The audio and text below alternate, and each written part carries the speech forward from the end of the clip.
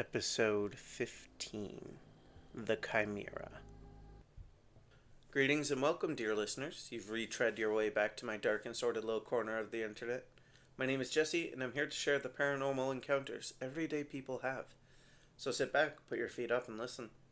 Listener submission from username Frankenstein's Girl. Hey Jesse, I have a saga for you. Pretty recent one too. See, I'm a uni dropout. Moved back in with my parents and I work at McDonald's. Honestly, I think that'll be me for the rest of my life. My parents are super supportive about it and everything, but this isn't how they thought my life would go. I've always wanted to be a doctor, for as long as I can remember. I've wanted to be the one in the operating room, putting people back together. I used to open up my stuffed animals, pull out their stuffing, give fake diagnoses, and stuffing them back together before sewing them back up. Freaked my parents out for a while. I think they thought I was a sociopath, but they eventually started getting me doctor-related presents for my birthdays and for Christmases. Got a real stethoscope for my 6th birthday. I still have it.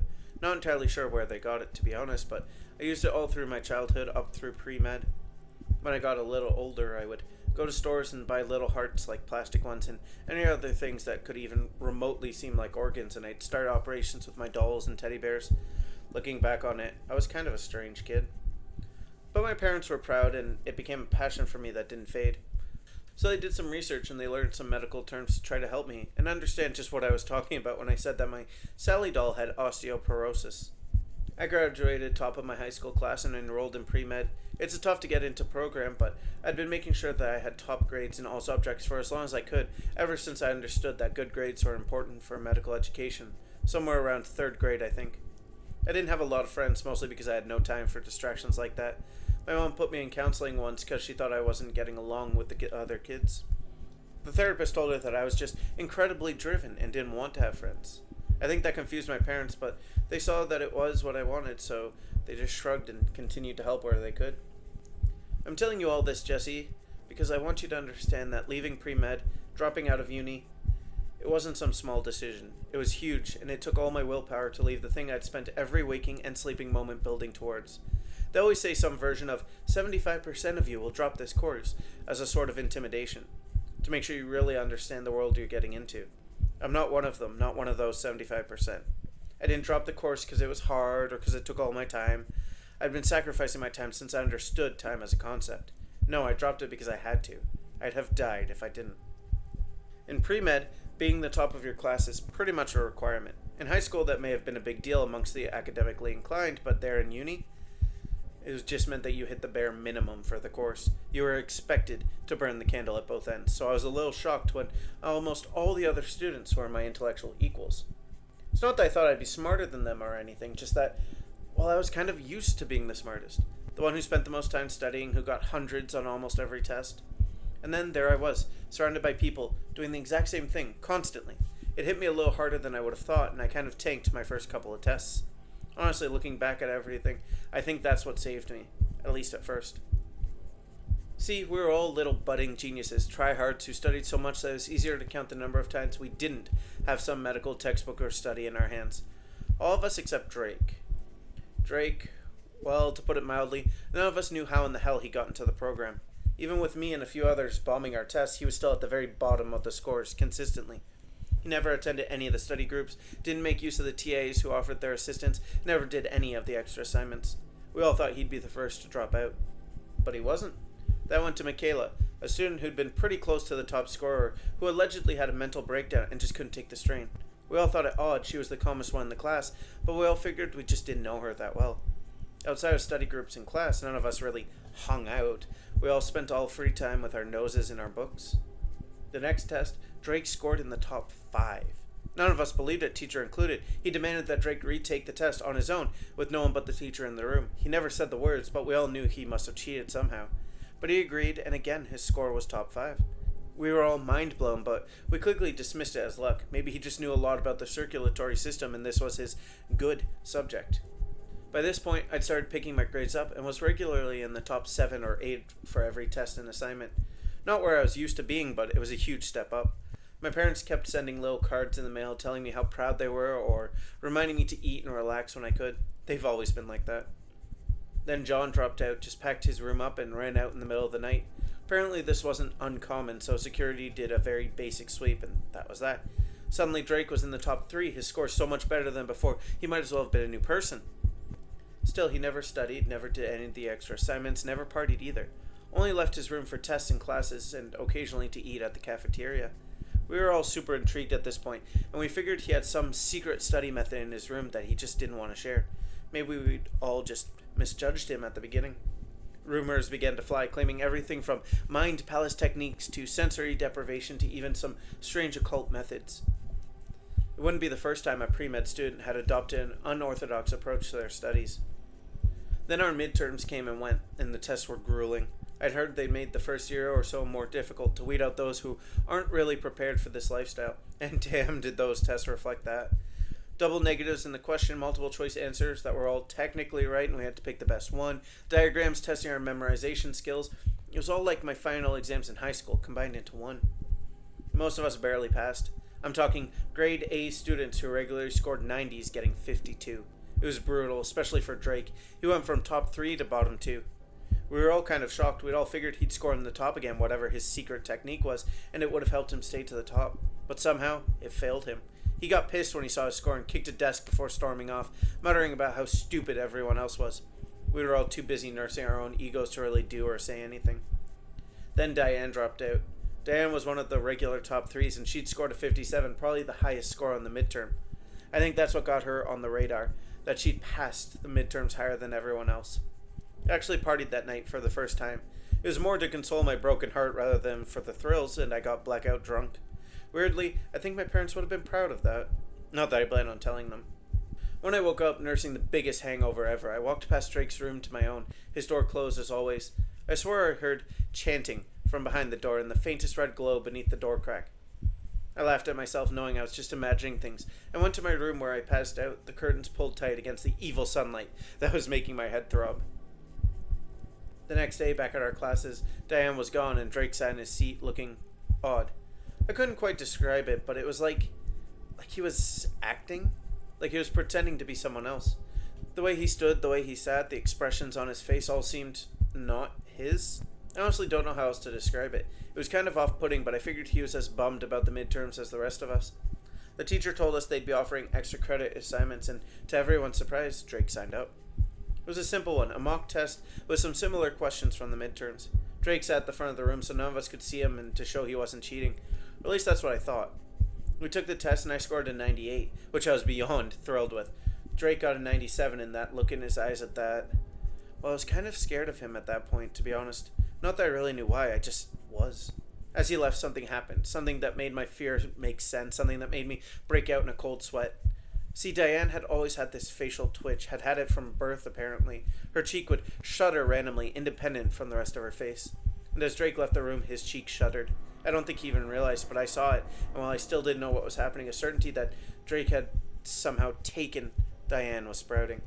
That night, I got a card slid under my door. It was plain white, and with only a hand-scrawled message on it.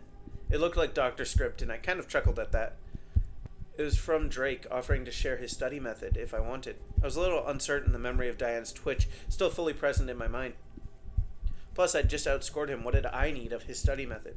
But as I sat there trying to focus on my textbooks, trying to cram as much knowledge in as possible, and the names of the bones to the various things each cell does, to the various effects of donor organs and rejection of said organs, I kept finding my eyes drawn to that card, that written invitation. The curiosity of how he'd made such a sudden improvement, maybe I could learn from him after all. It was past 11 when I made my mind up to go see. I'd left it so late that I was sure he wouldn't even be awake, but when I knocked lightly on his door, he called out, telling me to come in. There was something in his voice, a confidence that I never would have suspected he'd had. I opened the door and stepped in, closing it behind me before I really looked in. My eyes bulged out. The rumors had nothing on this. He had notes, pages from the textbooks, photos from studies all hung on red strings dotted along everywhere, some on the walls, some on the desk, some covering the windows, some even on the ceiling. None on the floor, though. No, the carpet that covered every room had been torn up there, and carved into the floor was a magic circle?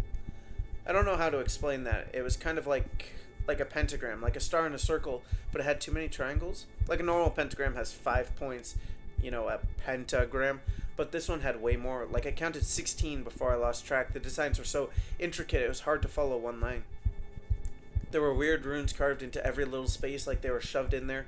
He had his back to me, and I took a moment to try to relax my face, not let whatever expression I had on it show.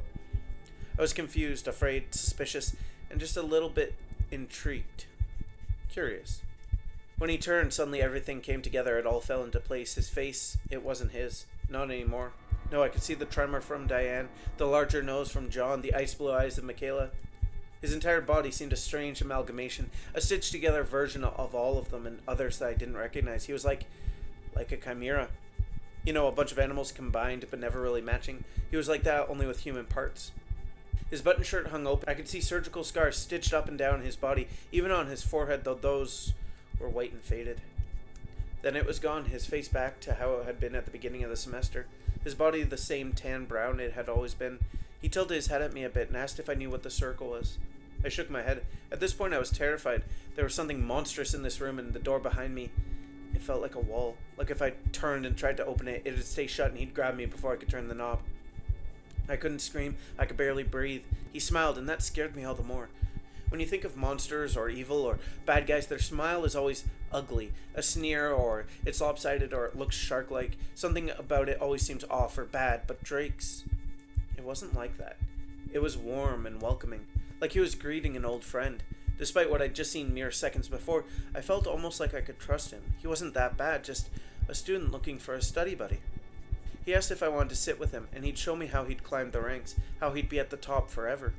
His voice was so smooth, it was like music.